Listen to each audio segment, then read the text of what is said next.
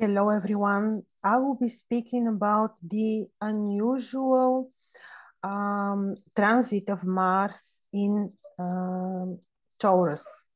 Mars is entering Taurus now on the 12th of August to stay there until 16th, 15th of March of 2023. Such long transit of Mars. Only very briefly in October, he enters the first degrees of Gemini, then he turns back and just for one day, he will be in Gemini, and for the rest of his course, he will be staying in Taurus. Now, how to understand this? First of all, Mars, while in Taurus, will go through different phases. He will be in opposition to the Sun when he goes through two different phases, a chronicle rise, cosmic setting, very, very powerful Mars in Taurus. Doesn't matter that he's fallen. How we understand the transit of Mars in Taurus? Let's say you can imagine the typical, first, who is Mars? According to the Babylonians, you know, this is the god Nergal. This is the ruler of the nether world. This is the one who stays behind diseases. The ancients would say when Mars is in this position, ominous, for example, he will be responsible for the plague or for the death of the cattle. He is indeed responsible for diseases, natural disasters. Mars in Taurus, yes, is fallen.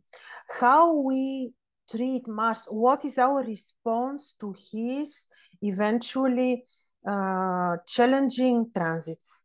With love, because you can imagine also mythologically, Mars is in the mythological story of the Babylonians, he is married to Ereshkigal, and they had great love together. So he is married to Ereshkigal. Who is Ereshkigal? This is the goddess, one of the manifestations of Venus when she is invisible, when she descends into the nether world. So she is Venus. Beautiful, gorgeous, romantic, wise. She rules the nether world. She's also about balance in nature. Excuse me. So Mars, the challenging aspects of Mars can be treated with love, balance, diplomacy, patience, wisdom, knowledge. This is just to tell you, because it's such a long period from now until 15th of March, we will be having Mars in Taurus. People who have Taurus ascendants, people who have Leo ascendants will be a little bit more affected by this. So they need to remain very wise. What is actually happening? In the meanwhile, Mars will be in Taurus. He will be retrograde from 31st of October until 13th of January. And I'm telling you, his retrograde motion starts from the very first degree of Gemini. From the very first degree of Gemini, and he goes straight away back. Now, the first days now of Mars in Taurus will be a little bit more, let's say, critical, because he will be passing through the Pleiades. And what this can bring, what to tell you? Hard to say, I will tell you why. Because the Pleiades, they actually are not, if you look at the ancient Babylonian story, the Pleiades are not his enemies, they serve him. These are the Subitu demons. They are demons which represent the disastrous qualities. One of them is anger, the other one is hunger, the third one is killing. Is about killing. So one of them is about weapons. One is about stormy wind. One is fierce and is killing just everything. One is killing with fire, and they are all the weapons of Nergal, and they are actually creatures of the creator, because Anu, god Anu, and Ki, the goddess which is representing the earth, created them. So actually they cannot be enemies of Mars, but they give him these powers, what you heard. So temporarily this may escalate the war situation in the world, which was already escalated by the fact that Mars, Uranus, and Rahu met together in a very, very rare conjunction. So temporarily, these first days, like from now to, if you want, even to meet to the end of August, are a little bit more strong in this regard, you see. So when you have Taurus ascendant, Leo ascendant, you need to watch a little bit more.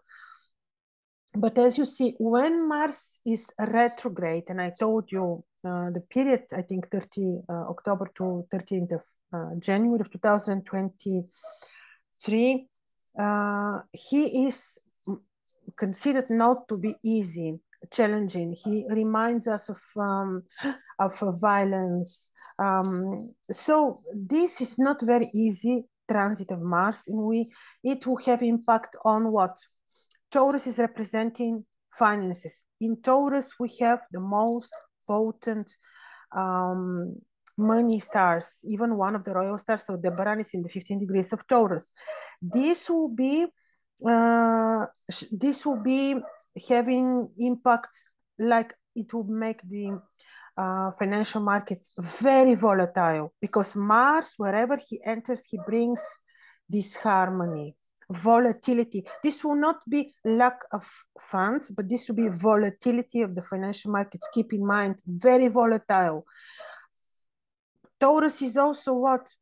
Taurus is art. It can be drive of us, the people, to art, to create art, drive.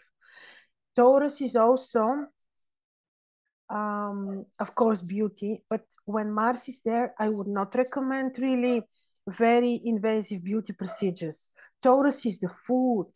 So this can bring this harmony in the food delivery, supplies, food chains. And this is what the Matrix wants to, but what above, so below. In any case, what we have to do is to be very balanced, very patient, very loving, because Taurus is love, and our only response to this is patience, wisdom, and love. So this will be quite long period of time, and we have to be, when we know, we don't really fall in the trap of fears, worries. We just have to be patient and careful with investments. So because of what this can cause to the markets. The good thing here is that Mars will be trining Saturn. And this is very important, because this will bring practicality, really practicality, and Mars will be sextiled by Jupiter, which is, again, the wisdom, the calming effect of Jupiter will play a role. So I don't see drama in this, even though, you know, my ascendant is also Leo, but somehow I think this is very good. This can give us drive to create, to do our business. I see no drama in this at all. And like I said in the previous video, which you probably saw, this Malika yoga, which is formed with Mars in Taurus, is part of something good, very interesting drive, which we the people will have. So this is what I wanted to share with you. Be wise, be patient, be loving, and yes, do your spiritual practices, and we will survive also that. This is just a tiny detail in this complex ominous celestial events which happen one after another. So see you soon. Bye-bye.